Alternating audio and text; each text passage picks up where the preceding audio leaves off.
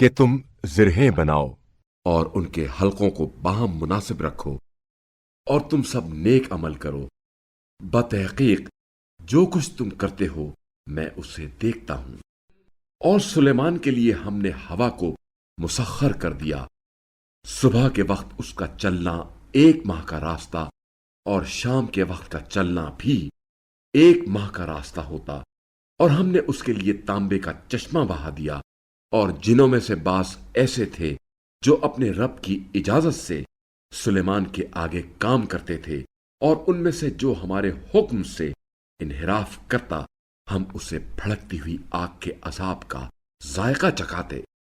سلیمان جو چاہتے یہ جنات ان کے لیے بنا دیتے تھے، بڑی مقدس عمارات، مجسمے، حوض جیسے پیالے اور زمین میں گڑی ہوئی دیگیں۔ اے آل داؤد، شکر ادا کرو، اور میرے بندوں میں شکر کرنے والے کم ہیں۔ پھر جب ہم نے سلیمان کی موت کا فیصلہ کیا تو ان جنات کو سلیمان کی موت کی بات کسی نے نہ بتائی سوائے زمین پر چلنے والی دیمک کے، جو ان کے عصا کو کھا رہی تھی۔ پھر جب سلیمان زمین پر گرے تو جنوں پر بات واضح ہو گئی کہ اگر وہ غیب جانتے ہوتے تو ذلت کے اس عذاب میں مبتلا نہ رہتے۔ بتحقیق اہل سبا کے لیے ان کی آبادی میں ایک نشانی تھی، یعنی 2 باغ دائیں اور بائیں تھے۔ اپنے رب کے رزق سے کھاؤ اور اس کا شکر ادا کرو۔ ایک پاکیزہ شہر ہے اور بڑا بخشنے والا پروردگار۔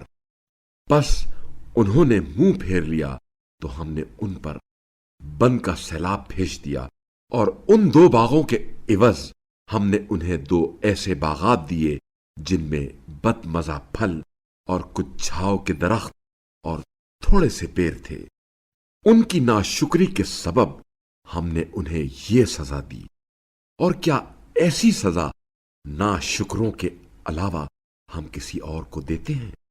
اور ہم نے ان کے اور جن بستیوں کو ہم نے برکت سے نوازا تھا کے درمیان چند کھلی بستیاں بسا دیں، اور ان میں سفر کی منزلیں متعین کی۔